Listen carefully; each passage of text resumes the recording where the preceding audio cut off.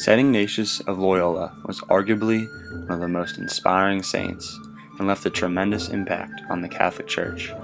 His work and accomplishments still resonate in every Catholic, and his spirituality is something that we should all strive for.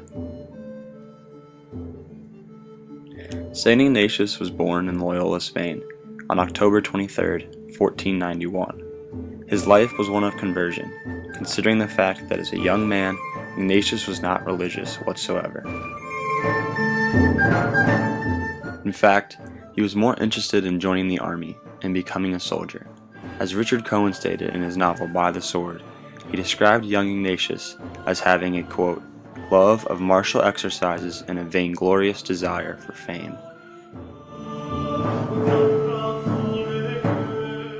His love for battle inspired him to join the army at age 17. He even engaged in duels to the death. However, in 1521, when he was 30 years of age, the French army ambushed Pamplona's fortress and fired a cannonball that struck and broke his leg. Inspired by Ignatius of Loyola's courage, the French took him across Spain to his family home to receive treatment.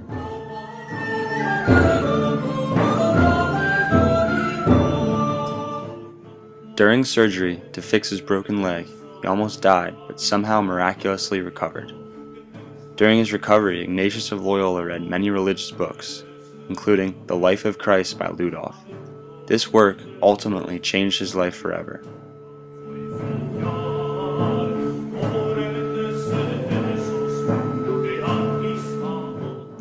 Ludolf's book contributed greatly to Ignatius's spiritual conversion, and he now had a steadfast devotion to God.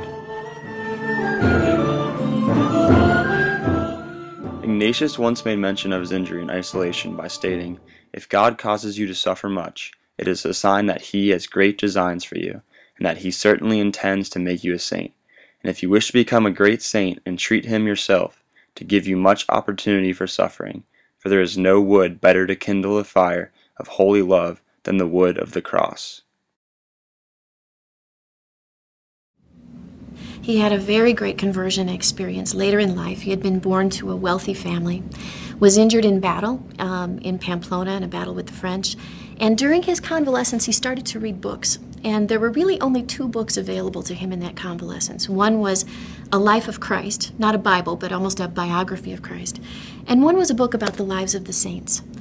And he started to daydream, like all of us daydream, about, great feats of glory that we'll achieve one way or the other. And for us, it might be winning the Academy Award or shooting that final shot in the NBA playoffs. For Ignatius, it had to do with being a hero in battle, being loved by women and adored. And so he started to daydream about those things, and then he would daydream about the lives of the saints.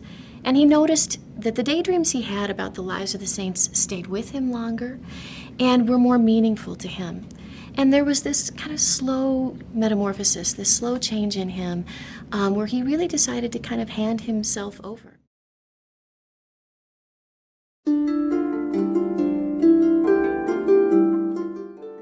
Throughout his time of rest and reading, there were several instances where Ignatius saw God or felt that God was attempting to send him a message. Ignatius then sought out to do whatever it took, isolation, starvation, anything to bring him closer to Christ. So much so that the mental distress he endured was almost unbearable. Ignatius's methods and attempts to get closer to God formulated into what is now known as the spiritual exercises, one of, if not his biggest contribution to Catholicism. Created in 1522 and published in 1548, the spiritual exercises are a month-long set of exercises done by a non-Christian to create full devotion. These exercises are strongly used to decipher good from evil, God from Satan, sin from life. The spiritual exercises became the blueprint for the Society of Jesus, also known as Jesuits, founded by Ignatius in 1534. Jesuits today are still known for their work in field of education, retreats, and as ministers at hospitals. The formation came about when Ignatius and 6 other men took vows of poverty, chastity, and even obedience to the Pope. The opening lines of the Jesuits' founding document state that they will strive especially for the propagation and defense of the faith and progress of the souls in Christian life and doctrine. Of these 6 other men, one was no other than Francis Xavier, who was canonized on March 12, 1622.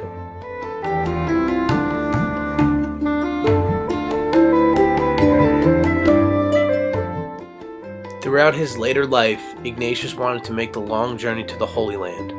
Unfortunately, through the mishaps of betraying followers, illnesses, and in fact being thrown in prison while studying at several universities, Ignatius seemed doomed to never have a chance.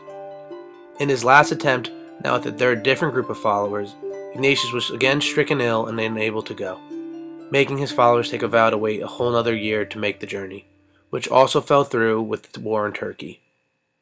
He was unable to ever make it to the Holy Land and then turned to governing the Society of Jesus. This was until he was unable to do so because of illness and old